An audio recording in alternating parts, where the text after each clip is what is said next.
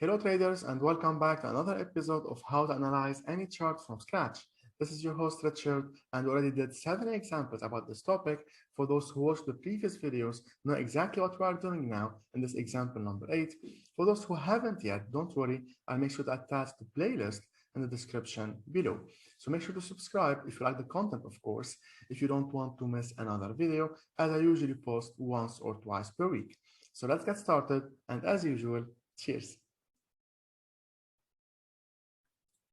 For those who watched the previous videos know that we are going to analyze the chart from scratch. So no indicators, just by applying simple price action concepts and market structure 101. And as usual, we start from the weekly and daily time frames to know where we stand in the market. Are we overall bullish? Are we overall bearish? Or are we stuck inside a range? And of course, then we'll zoom into lower time frames to look for buy setups around the support, which can be horizontal like this or non-horizontal. And we'll be looking for sell setups, obviously, around the resistance that can be horizontal or non-horizontal. Right? Once we know our key rejection areas, this is when we zoom into lower time frames. But let's take it step by step.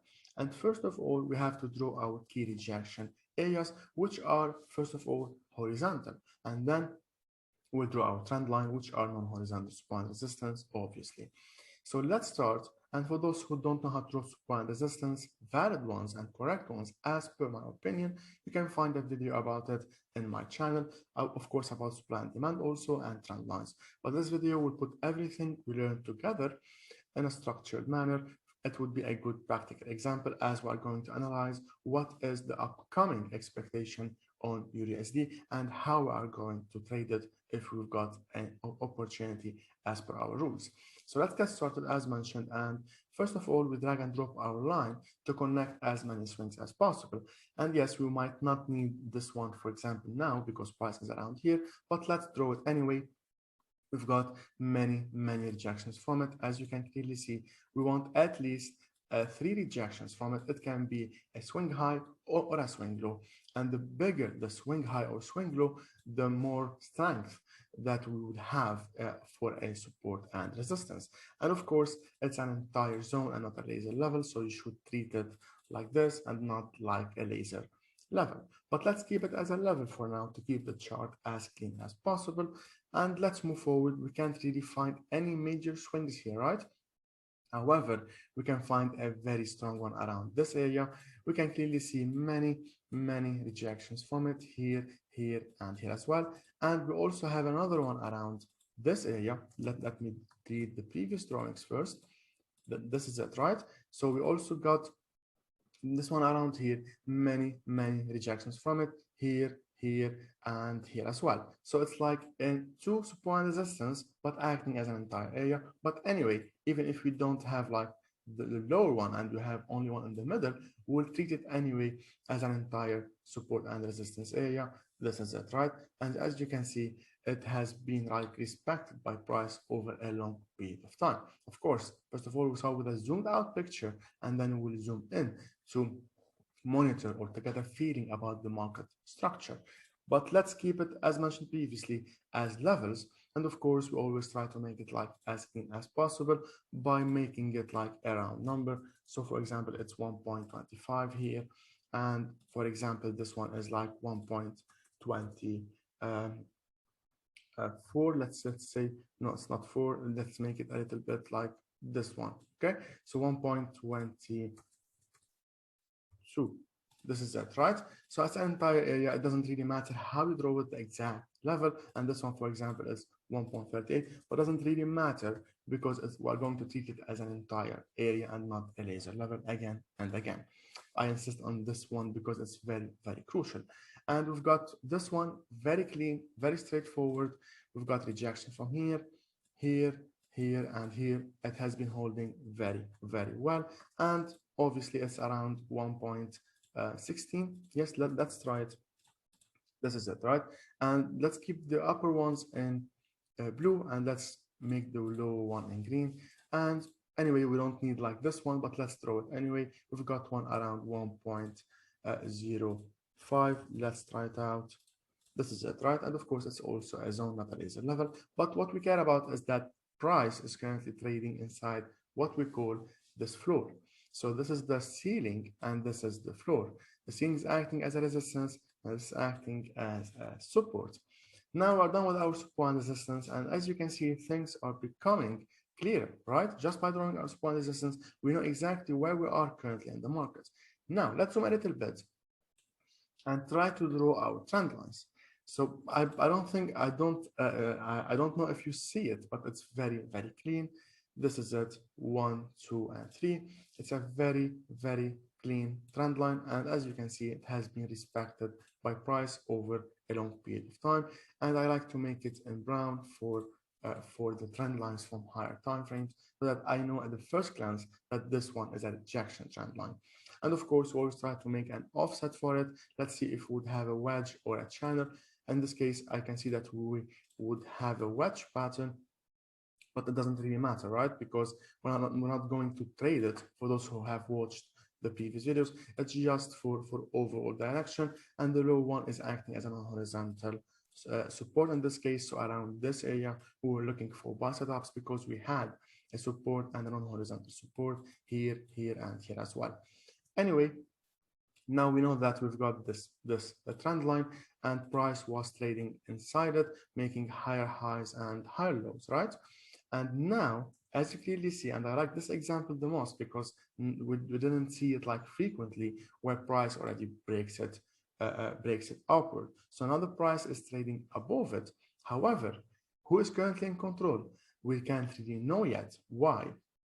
Because if a trend line is broken, it's not confirmed. The reversal is not confirmed until we see a break above the previous high, which is here in this case, which happens to be also a support and resistance, which we drew from a zoomed out perspective, right?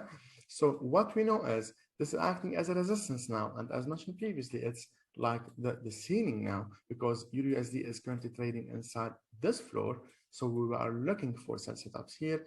And yes, we also have a supply zone, aggressive movement downward. Here we have a demand zone and so on. But let's focus on this area, which I highlighted now. So we would be overall stuck inside this range. We are still overall bearish on EURUSD, even though we have a break above this trend line, but we are still bearish until we have a break above this swing, which is the last swing around the trend line. And it would also happen to be a resistance area. So once we have a break above it, then we can only say that from a long-term perspective, we can expect a bullish movement, a shift in momentum from bearish to bullish. For now, we have an early alert that we might have this reversal, but the buyers are not in full control yet. Instead, they are now stuck, the price is now stuck inside this area. So now we are nowhere in the market from a weekly time frame. Let's zoom into daily time frame and see if we can add anything. If we zoom into daily time frame, we can see that we were, if you want to call it, overall bullish, right? So the price is making higher highs and higher lows, big impulse, more corrective, big impulse, more corrective, and so on. However, starting from here, the price got stuck inside this range, which we already saw it from weekly time frame. It's sitting or trading inside this area. And anyway, if we go back to weekly, we can clearly see that from a weekly perspective, we had an impulse, and if you want to call it an impulse like this, just like we saw from daily, correction, impulse, correction, impulse, and now stuck inside this range with big impulse and big corrective movement. So no clear direction, no two consecutive higher highs or lower highs or higher highs and higher lows, and so on. So for the sellers to take over here, they have to break up below what? They have to break below the previous low. So from a market structure 101, if you have a higher high and a higher low, if price failed to make a higher high, means that what? Means that the buyers aren't strong enough to push higher as they were before, right? So as you can see here, the price made a lower high, and this is it, higher high, higher high, and here the price failed to make a higher high, instead made a lower high, which means, as mentioned here, that the buyers aren't like in full control and pushing as strong as they were doing before, and instead made a lower high, but the sellers aren't in full control yet. For the sellers to take over and see a shift in momentum from bullish to bearish, we need to see a break below the previous low, which is in this case around this area. And we also have this low here, and we also have this support area, which we highlighted or we saw from weekly time frame. So now things are getting even clearer, right? And especially if you zoom into daily time frame, you can see that the range is also getting bigger and bigger, stuck inside this area. So that's what we know. For the buyers to take over, they need to break above this area. For the sellers to take over, they need to break below this area, the previous lows, and the support area. For now, as price approaches our support, we'll be looking forward, obviously, for buy setups. And here, for those who have been following us, we were looking for sell setups as price was around the resistance and here as well. And as price approaches the resistance again, it's an entire resistance. Remember, the price can still dive in. As you can see here, price dived in a little bit before going down, and here as well. So it's an entire area and not a laser level, right? So for those who sold here, for example, if they put their stop loss here, they got kicked out before going down. Or for those who didn't use stop loss, which I don't recommend at all. For those who know me, maybe the account that got blown up by the market and then the price kept going lower. Anyway, let's not focus on different trading styles. Let's focus on our trading style. And that's what we know so far, that we are currently stuck inside this big range. So now, how we can identify the upper bound and lower bound of this range from the time frame? We can also draw trend lines. And here we go. We've got this one. Let me make this one appear on daily time frame, right? And we don't want to see this on weekly time frame. Here we go. And let's make this one in what? In orange. It's not an orange. This is an orange. Okay, perfect. So this is it. And here we go, right? So we can clearly see that now we're stuck inside a range in the shape of what? Of a symmetric triangle. This is how you get a feeling about the market. This is how you know where you are currently in the market. So we know that we are inside a range, but we can also draw these trend lines by connecting this wing and this wing, this wing and this wing, so that we know that the price can reject this trend line before reaching this support area, which is a strong big support from weekly. And anyway, it's an entire zone and not a laser level, as mentioned before. So long story short, what we know so far from daily time frame and weekly only is that price is trading inside this floor, support and resistance. It can reject the trend line. And also here it happens that the price also we have the intersection of a trend line and a resistance, which makes this area even stronger, right? While here we only have a trend line, we don't have a support and a trend line, which makes this area stronger than this lower trend line. Anyway, now we're not overall bullish, we're not overall bearish, we're stuck inside a range. Price made lower high and higher low. So we don't have clear direction. We have this range. We are looking for now for buy setups on lower time frames around this lower trend line. And of course, it's an entire zone. We can draw it like this, like this. It doesn't really matter because we are not going to enter a buy or sell around it. We are just getting a feeling where it's just an horizontal support, just like a horizontal support, it's an entire area. So don't worry about how to draw it exactly. Doesn't really matter if you connect the wicks or not, right? It's just at a trend line, just for overall direction, so that we know that the price, when price goes up, it goes down lower than this upward movement, and then goes up lower than this downward movement. Then the range is getting narrower and narrower, and this is what the symmetric triangle is showing us, the entire movement, like the latest price action and who is currently in control, which as you can see, no one is currently in control. And of course, if you zoom into lower time frames, the sellers were in control here, the buyers were in control here, and so on. But from a daily and weekly time frames, we know that no one is currently in control. So long story short, right? What we know is we'll be looking for buy here, knowing that if it's broken downward, then it would no longer act as a potential support area. Then a movement till our this support will be expected, where we'll be looking for buy setups. And as price approaches this area, which is even a stronger area than this area, we'll be looking for sell setups because we have a resistance and we have this upper trend line. And of course, if this one is broken upward, then we'll be looking for what? for sell setups around the upper bound of this resistance. And of course, as mentioned from weekly time frame, unless we have a break above this entire resistance, then and only then the buyers would take full control, and we can say that the bullish trend will resume. In this case, we'll be looking for buy setups on the retest.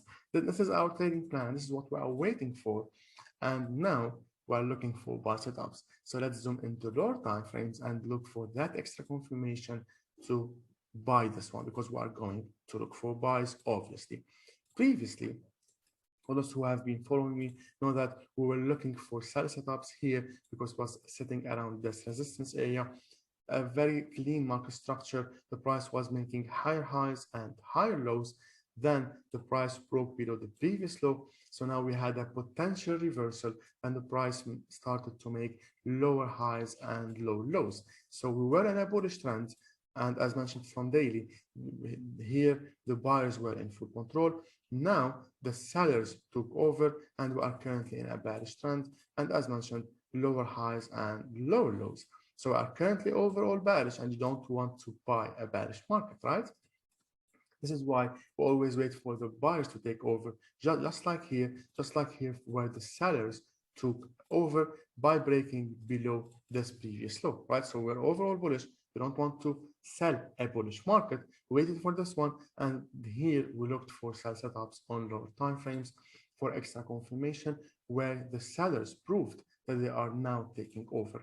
So this is what we are doing here also on H4 time frame. We can clearly draw like a trend line or like even a channel here, right?